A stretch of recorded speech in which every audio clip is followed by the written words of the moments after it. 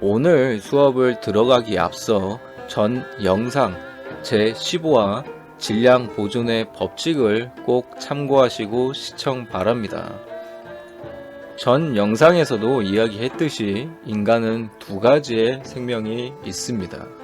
첫째, 생물학적인 생명, 둘째, 사회적인 생명.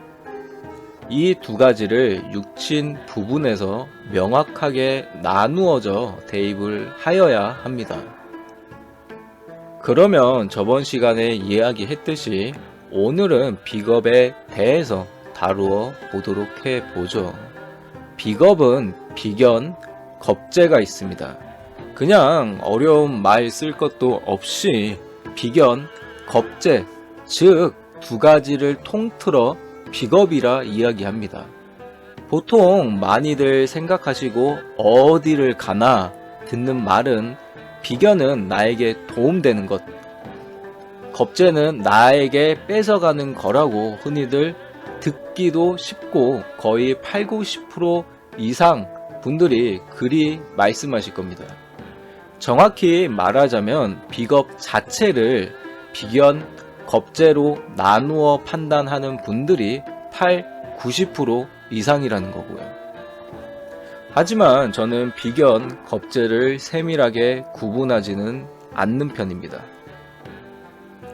왜냐하면 육친의 사회적 트렌드가 바뀌면서 언제까지 과거에 머물러 과거에 푸는 방식으로 현대사회에 접목하여 쓸 수 있냐입니다. 트렌드가 바뀌면서 이에 따른 통변도 바뀌어야 하는데 언제까지 비견은 나에게 도움되는 것, 겁재는 나의 것을 뺏어가는 거라고 단순하게 나누기만 하고 있어야 하겠나요?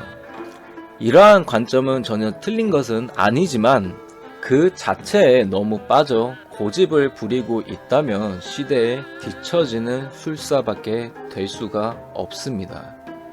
봉건사회에 보던 관점을 현대사회에서도 그대로 본다는 것은 참으로 황당한 일이라는 겁니다. 다른 말로 맞는 게 하나 없다는 거고요. 그러면 비겁을 비견, 겁재로 나누어 보지 않는다면 어찌 보아야 하는 것인가 생각이 드실 겁니다. 앞서 이야기했지만 비겁은 본인, 형제, 동업자, 경쟁자, 협력자 등을 의미합니다. 생물학적인 관점에서는 본인, 형제 등을 뜻하며 사회 정치적 관점에서는 동업자, 경쟁자, 협력자 등을 뜻합니다. 어느 정도 눈치가 빠른 분들은 바로 알아들으셨겠지만 맞습니다. 생물학적인 관점과 사회적인 관점에서 세밀하게 나누어 판단을 해야 한다는 것입니다. 나와 비겁의 관계가 좋거나 내가 우위를 점하고 있다면 경쟁 구도에서 내가 앞설 수가 있습니다. 무한 경쟁 사회에서 비겁의 상태는 상당한 의미를 지닙니다. 반대로 비겁이 나에게 불리하게 작동을 하거나 내가 우위를 점하지 못한다면 동업관계에서 손해보기 쉬우며 주변 사람들에게 이용당하는 경우가 많습니다. 또한 상대와 같은 또는 더 노력을 했는데도 불구하고 상대를 이기지 못하는 결과가 발생합니다. 다시 한번 강조드립니다. 무한 경쟁 사회에서 비겁의 상태는 상당한 의미를 지닙니다.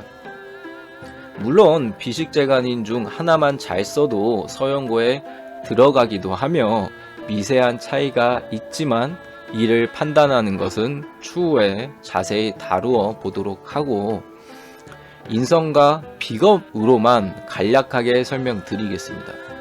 많은 분들이 머리가 좋은 거와 공부를 잘하는 것은 인성이라고 생각을 하십니다. 하며 이놈은 머리가 좋으니 좋은 대학 가겠네 라는 공부머리와 대학을 동일하게 생각을 한다는 겁니다. 틀린 말은 아니지만 너무 단순하게 생각들 하신다는 것이죠. 인성이 좋게 작용해 성적이 좋을 수는 있지만 비겁이 나에게 안 좋게 작용을 한다면 어떠한 작용이 일어날까요? 현대사회는 머리가 좋다는 건 무의미합니다. 불과 20년, 30년 전만 하여도 공부는 돈 있는 집에서만 할 수가 있었습니다. 하지만 현재 사회는 어떠한가요? 그렇습니다. 너도 나도 학습을 할 수 있는 시대에 다다랐습니다. 그러면 어떠한 게 중요할까요? 아직도 인성 하나만 좋다고, 머리가 좋다고 좋은 대학 가겠네 라고 할까요? 매해 수능 응시자만 50에서 60만 명입니다. 이 많은 경쟁자를 제껴야 하며, 잠깐만요, 여기서 또 저 수능 응시자 중에 공부 안 하고 대충 가는 애들도 많은데요 라고 이야기하시는 분들이 분명 계실 겁니다. 이렇게 생각하시는 분들은 그냥 생각이 없으시다는 거죠. 서영고 입학 학생을 총 1000명을 뽑는다고 가정합시다. 지원자만 한 해에 7,8,000명 이상이 됩니다. 심지어 꼴통 학교도 뽑는 인원에 비해 지원자가 많은 시대거든요. 서영고 입학 조건에 맞는 학생이 몇 명이라 생각을 하며 면접 경쟁률이 얼마일 거라 생각을 하나요? 결론은 단지 머리만 좋아서 들어갈 수 없다는 겁니다. 현대사회에서 중요하게 여기는 것은 경쟁 구도에서 남을 제끼는 능력입니다.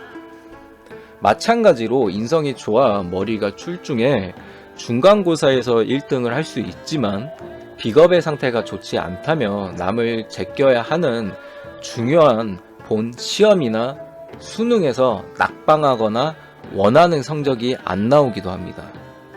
아무리 공부를 잘하고 머리가 좋아 중간고사 시험 성적을 잘 나와도 본 고사나 수능에서 남을 꺾을 능력이 없다면 무슨 필요가 있을까요?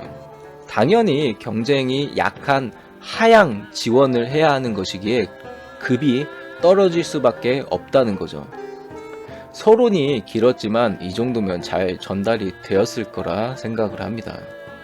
그러하니 부디 이 영상을 시청하시는 초보학자, 현장술사 분들은 언제까지 인성 하나로 공부를 논하지 마시길 바랍니다.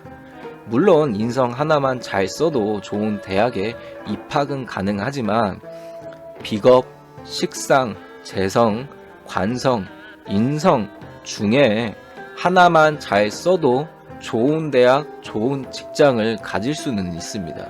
무엇을 써서 들어갔는지는 미세한 차이가 있지만 인성 하나로 머리가 좋고 학벌이 좋아야 하니 대학을 잘 간다라는 고정된 관점을 가지지 마시라는 겁니다.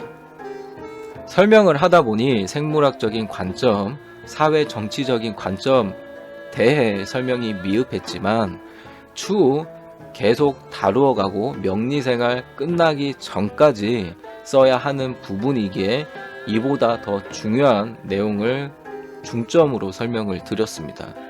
비겁은 생물학적인 관점에서는 본인, 형제 등을 뜻하며 사회 정치적 관점에서는 동업자, 경쟁자, 협력자 등을 뜻하는 구나만 아시면 됩니다. 다음 시간은 식상 대해서 찾아뵙겠습니다. 수업을 잘 들으셨다면 좋아요와 구독 생각 부탁드리겠습니다. 수고하셨습니다.